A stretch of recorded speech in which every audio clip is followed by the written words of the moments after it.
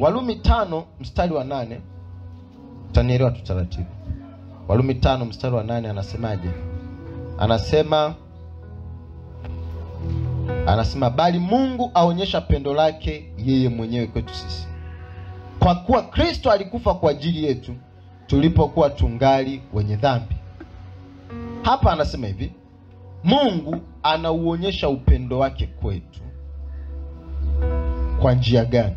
Anasema kwa njia ya Kristo, kwa sababu Kristo alikufa kwa ajili yetu tulipokuwa bado tuko wenye dhambi. Jamani, Mungu hajaanza kukupenda leo. Sema amen. Mungu hajaanza kukupenda lini? Leo. Amen. Mungu amekupenda muda mrefu sana. Amekupenda kabla hujaokoka. Yes. Amekupenda wakati bado una dhambi. Yes. Jamani, watu wa Mungu, sema amen. Amen. Ukitenda dhambi leo, haimfanyi Mungu aache kukupenda. Amina. Kwa sababu yeye alianza kukupenda kabla hata hujaokoka. Amen. Kabla hata hujazaliwa. Amen. Kwa sababu Yesu alikufa. Hivi wewe ulikuwa umezaliwa? Ulimwona? Hapana. Na tushukuru Mungu, Yesu alikufa kipindi ambacho hamna kamera. Mvuta picha Yesu angekuja kizazi kama hiki cha Instagram, wanakata ka clip Yesu yuko Galilaya. Jina la Bwana libarikiwe. Amen. Mambo ya Mungu, Mungu hawezi kumshinda hekima. Wakamleta mapema. Kwa hiyo anasema Mungu aonyesha pendo lake mwenyewe kwetu. Sasa nisikize vizuri point. Yaani Mungu akitaka demonstrate, akitaka adhihirishe, aonyeshe how much anakupenda, anaonyesha kupitia Kristo. Yaani Mungu haonyeshi upendo wake kupitia vitu ulivyo navyo. Kwamba eti Mungu akikupa nyumba au hela au ndoa ndio kwamba inaonyesha Mungu anakupenda. Sio. Paulo alisema hivi kwenye Warumi 8:35. Ni nani atakayetutenga na upendo wa Kristo? Yaani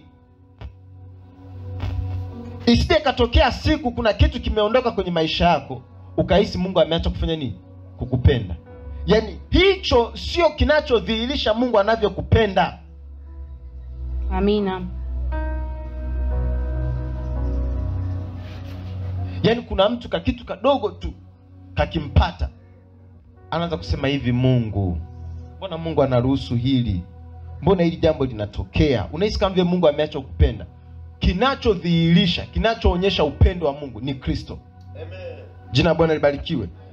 Kwa hiyo hata kama unapitia nini, hata kama umepoteza nini, hata kama nani amekuacha kwenye maisha yako, hiyo haimaanishi Mungu naye amekuacha. Amen. Hao ni watu, acha waondoke. Yes. Sema amen. Amen. Aliyesema atakuwa pamoja na wewe siku zote hata ukamilifu wa dahari ni mmoja tu. Amen. Anaitwa Yesu Kristo. Jina la Bwana libarikiwe. Amen. Kuna vitu kwenye maisha vitaondoka. Amina. Kuna watu wataondoka. Amen. Kuna vitu vinaweza vikapungua, vinaweza vikapanda, vinaweza vikaongezeka, vinaweza vikashuka bei, vinaweza vikabadilika, ila kuna upendo ambao Mungu amekupenda nao, unaitwa upendo wa milele. Huo upendo wa Mungu hauna fluctuation, hauna kupanda na kushuka. Amen. Kila siku upendo wa Mungu uko constant. Amen. Mtu mmoja aseme amen. Amen.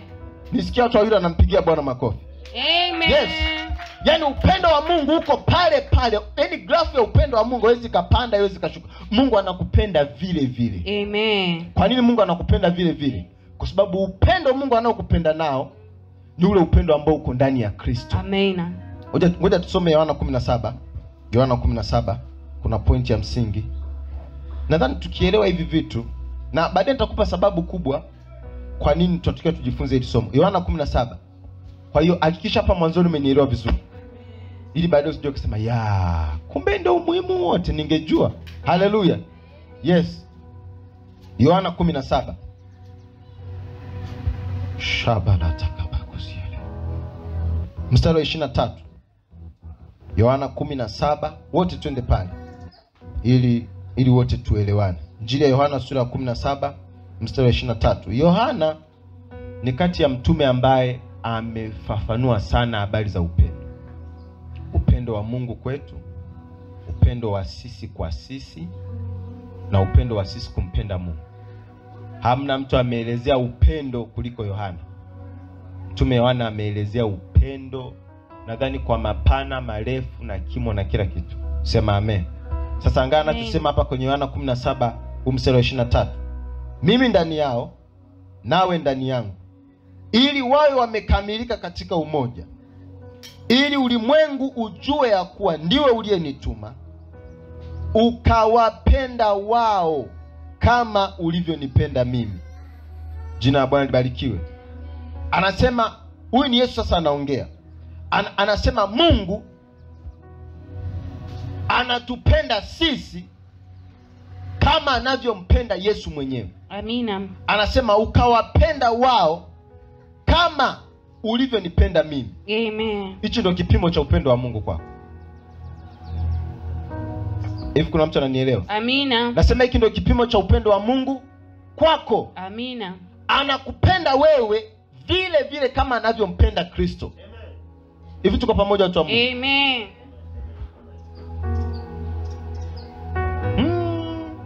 Unajua wiki wakati natafakari Jumapili nitaongea nini, ndani yangu tu nikatamani niongee Mungu anavyowaona. Haleluya. Nilivyotamani hivyo ndio likaja hili neno. Jina la Bwana libarikiwe. Jamani, mambo ya kuhubiri ni mengi. Amina. Mambo ya kuongea ni mengi. Amen. Unaweza kwenda kuongea mambo ambayo hajatoka kwa Mungu. Ndio unawaambia sasa, unakuja hapa na neno, msipokubali mtakufa kwa upanga. Ndio watu wanapenda hizo injili. Sema amin. Takufa kwa upanga, neno la Bwana. Ndivyo Mungu anawaona au ndivyo wewe mtumishi unavyowaona? Haleluya. Kazi ya mtumishi wa Mungu ni kuhakikisha unaongea na watu vile Mungu anavyowaona. Yes.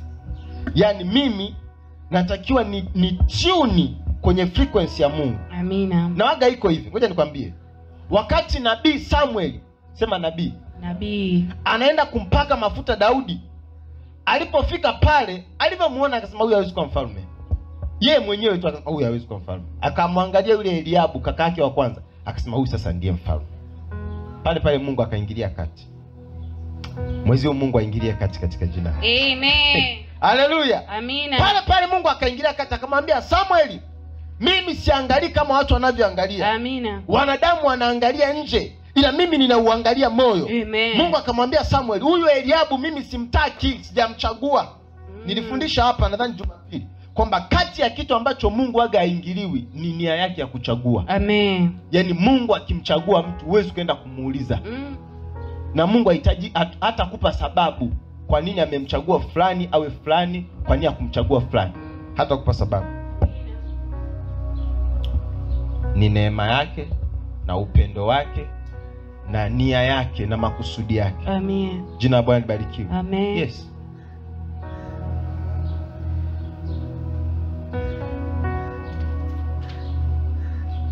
Kwa hiyo sasa Mungu akataka Samuel amuone Daudi vile ambavyo Mungu anamuona.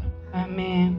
Kwamba huyu ambaye hadhaniwi kwamba ni mfalme, Mungu yeye anamuona ni nani? Ni mfalme. Amen. Tuko pamoja watu wa Mungu. Amen. Yes. Hiyo ndio kazi yangu mimi. Kwamba ni kuone wewe Mungu anavyofanya nini? Anavyokuona. Yaani hata wewe mwenyewe unaweza ukawa ufanani, lakini Mungu ndo anasema sasa wewe ndio uko hivi. Jina la Bwana libarikiwe. Amen. Ndio ukienda kusoma ile Wakorintho wa pili 5:17 inasema hata imekuwa mtu akiwa ndani ya Kristo amekuwa kiumbe kipya. Ya kale yamefanya nini? Yamepita. Tazama yamekuwa mapya. Kwa hiyo Mungu akikuona anakuona wewe ni kiumbe kipya. Yes. Anaona ya kale yamepita. Amen. Hata kama uko katikati ya mambo ya nyuma. Unajua kuna kile kipindi upo katikati, kuna mambo mwenyewe unasema hivi kweli mimi ni kiumbe kipya. Wewe unavyojiona unajiona wewe si kiumbe kipya. Ila Mungu yeye anavyokuona anakuona wewe ni nani? Kiumbe kipya. Amen. Hivi tuko pamoja na mtu fulani. Amen. Mungu hakutazami kwa miemko. Mungu hakutazami kwa nini? Kwa miemko. Mungu anakutazama kupitia wewe ni nani ndani ya Kristo. Yes. Hivi kuna mtu leo ananielewa? Amen. Jina la Bwana libarikiwe. Amen. Yaani Mungu akitaka kuangalia wewe, aweza akakuangalia wewe kama wewe. anamwangalia Kristo. Yes. Akimwangalia Kristo ndipo anakuona wewe. Ndio maana Biblia inasema kwamba ndani yake tunaishi. Amen. Ndani yake tunakwenda. Amen. Ndani yake tunakuwa na uhai wetu. Amen. Wakolosai 3 inasema uhai wetu umefichwa pamoja na Kristo ndani ya Mungu. Amen. Amen. Amen. Maana yake uhai wangu mimi, Wakolosai 3:3 inasema uhai wangu mimi, uhai wako wewe umefichwa pamoja na Kristo ndani ya Mungu. Kwa hiyo Mungu akitaka akuone wewe inabidi amwangalie Kristo. Kwa sababu uhai wako umefichwa ndani ya Kristo, alafu kafichwa ndani ya Mungu. Amen. Sasa hivi hapo shetani anakupataje sasa? Kwa mfano, haleluya. Yaani maana yake shetani avuke apite kwa Kristo, ampite Mungu. It is too late. Mwambie shetani umechelewa sana. Mtu mmoja aseme amen. Amen. Hawezi akakufikia kwa sababu uko ndani ya Kristo. Amen.